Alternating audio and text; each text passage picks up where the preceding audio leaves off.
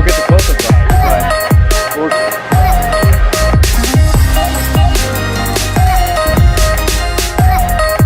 but what's up, Fishtank people? Dustin Fishtank bringing to you on a Techno Tetra Tuesday. How's everybody doing? I hope you're doing well. We interrupt your regularly scheduled Techno Tuesday because we got way too much crap going on.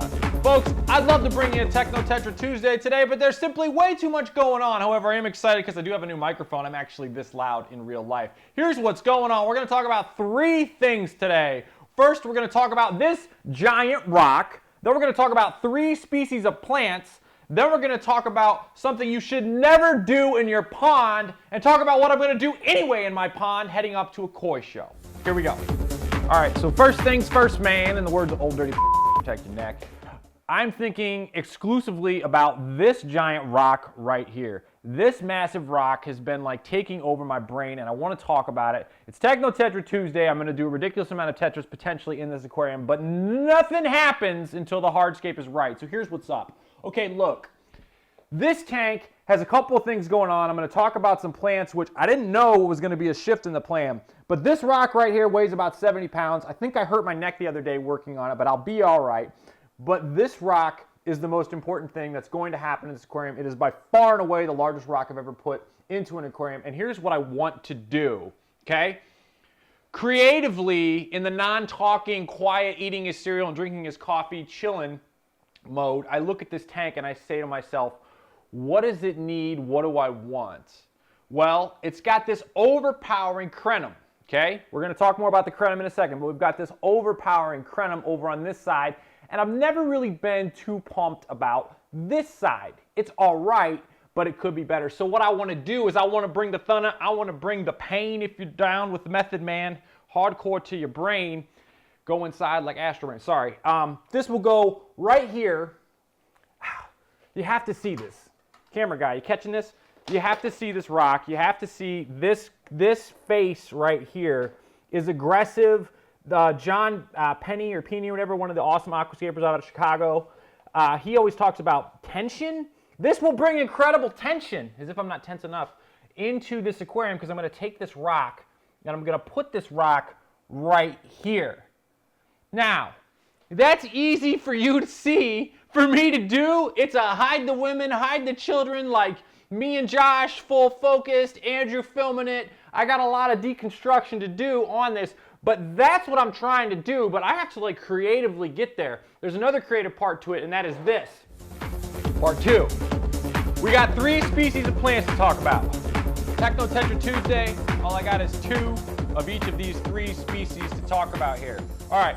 We're going to hold off and talk about the huge crenum in just a second, but my plan is to put this rock in here. Now, this rock is in honor of Karen. She's no longer with us, but this big rock is going to go in here. Now, obviously, the crenum over here is the monster and the elephant in the room and like the focal point of the aquarium, but there are some really wicked plants in here that I want you guys to see. We're going to talk about the other crenum, because what I want to do is on the face of this beautiful, like, oh, I love you, love touching you, I'm glad you guys like it too in the comments, and let me know what you think about this in the comments, is this crenum right here. Now, this is a crenum calamastratum, and you know, they are available on my site, and these are a wicked plant.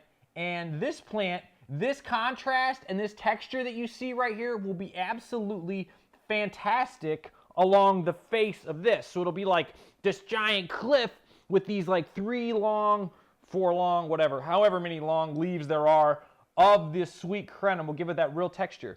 Those are two plants that I want to move forward, because crenum hate being moved. They hate being moved. We're going to talk more about crenum hating being moved in just a second. There is another plant over here. I have been known to lick plants. If you're going to lick a plant, you better make sure it's a good one. This is a good one, folks. This is Cryptousteriana right here. Now look, if I can get them in, I do. I haven't got them in a long time. It doesn't have the red on the other side that I would like, but this is a Cryptousteriana. Huge, awesome plant right here. Absolutely love it. Like massive leaves on it.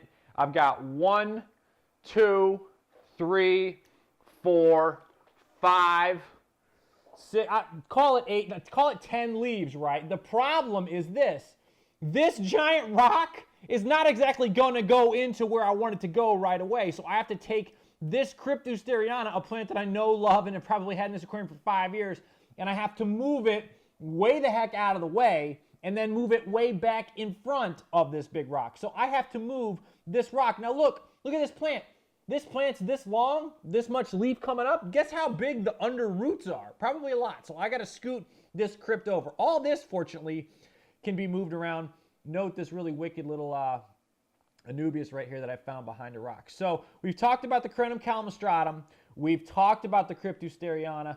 Dusty, talk us through the big Crenum natans in your face and in your grill as I wipe my hands with my wife's dish rag. All right, so obviously everybody knows and wonders what this plant is. This is the Crenum natans. Now, I did not know this when I removed all the rocks, what I was going to get into. So it changed my plan. I'm going to tell you my plan. For every hour you spend planning, you save 4 hours. I'm planning. Look down here, Mr. Camera Andrew Man. Down here is a Crenum that could be split in two. Now, when I moved these rocks, I did not know this was actually going to divide itself into 2 plants, which is fantastic. And I'm rethinking how I want to do this. It's dividing on its own, which means Mother Nature's saying, yo, we're big enough, let's divide. So what I'm going to do, and I don't know how easy it's going to be to do, is I'm going to take what's better than 1 big giant Crenum? 2 on this Tetra Tuesday. So I'm going to take the giant Crenum and I'm going to spread it probably, I don't know, 8 to 12 inches apart. And then I'm just going to have like 2 wicked Crenum like this, like 1, 2, and then I'm going to have this massive rock, and then whatever the heck else is going to go on in between. So that's what's going on in the 220. Now it's time to go outside and show you all something that you should never do, but I'm going to do anyway. Let's roll outside.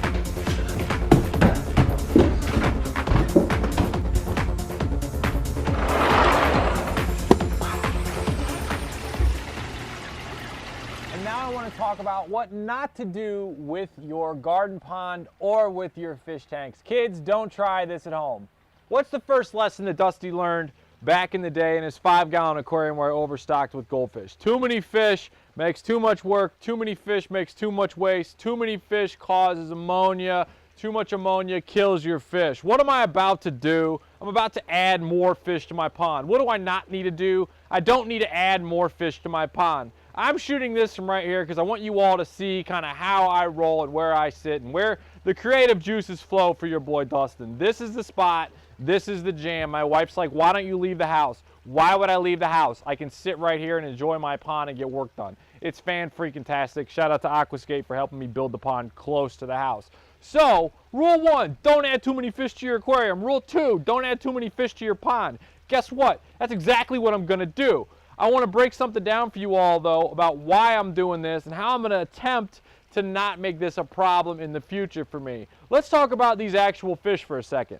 All right, so now it's time to talk about this here pond and give you guys some scope and some perspective of what I'm doing wrong, what you shouldn't be doing. This pond right here, while it looks pretty big, is actually probably less than 2,000 gallons.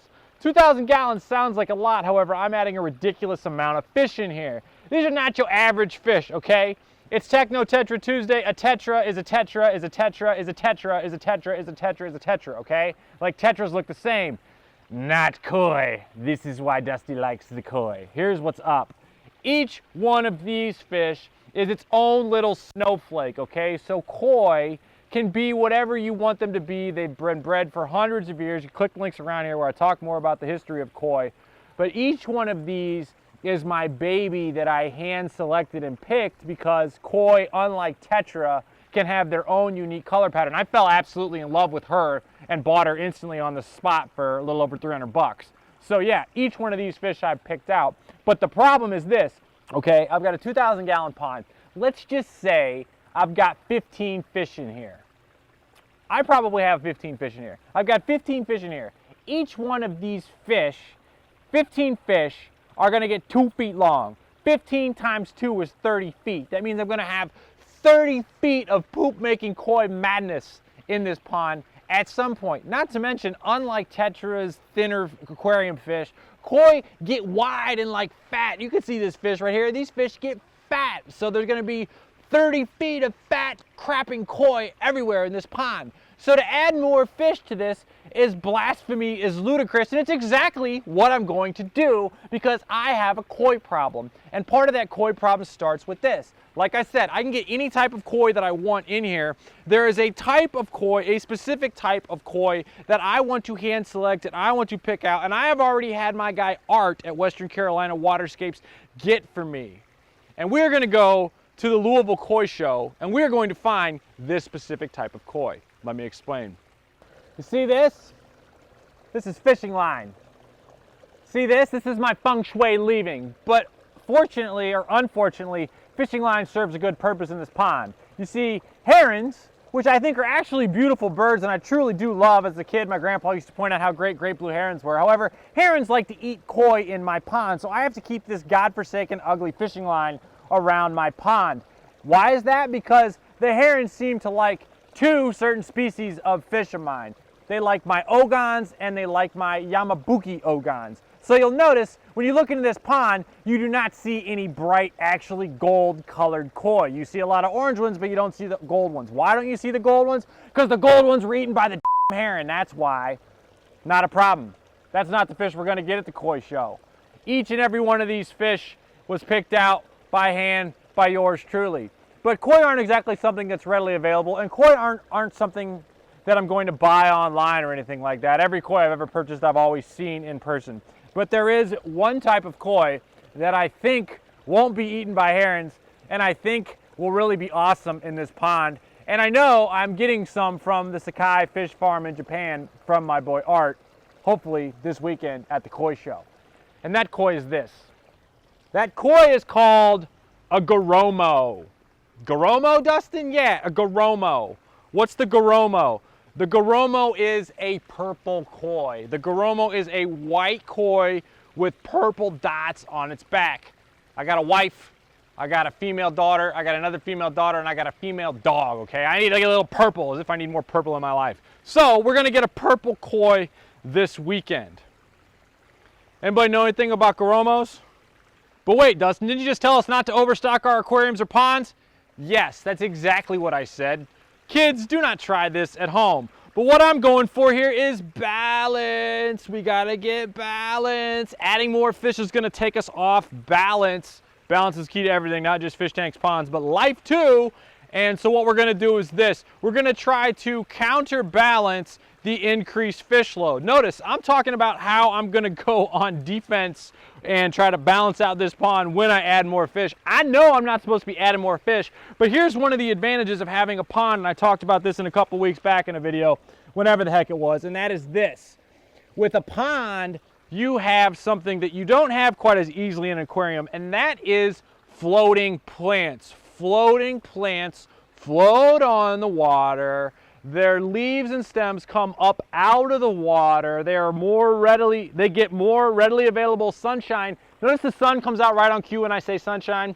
Me and him got a thing going on. Yeah, so these plants grow above the water line, more readily available CO2, tons of sun, tons of fun for your pond. So you grow these plants, they grow above the water line, they absorb extra nitrogen out of your pond, okay? So these plants growing above the water are gonna work harder for you. These plants are gonna grow faster for you. These plants are illegal in a lot of states. I think water lettuce is illegal in California and a bunch of other states. They're listed on our site. I think hyacinth is illegal too. I actually have seen ridiculous amounts of water hyacinth in the Amazon, where it's growing in like football fields along the river. So it's super cool, super fast growing, and when it's fast growing, it's gonna rapidly remove all the extra nitrogen and hopefully all the extra waste by me adding more koi. So we got water lettuce right here. We got another water lettuce right there. I've added probably 1, 2, 3, 4, I don't know.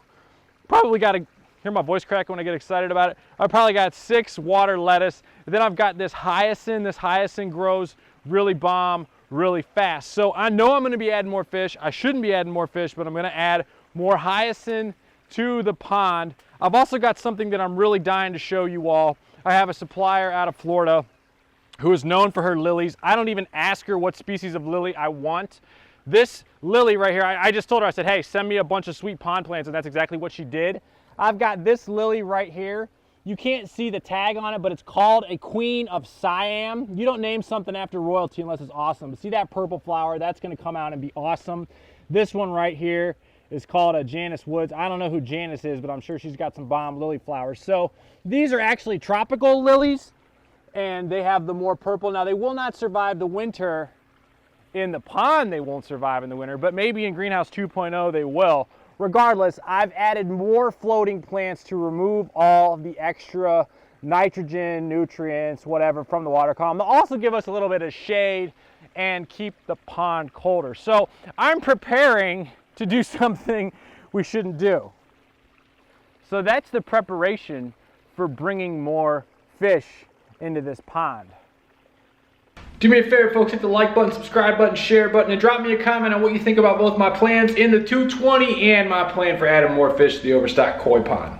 Let's roll to the koi show. No, I'll be back in time for your race.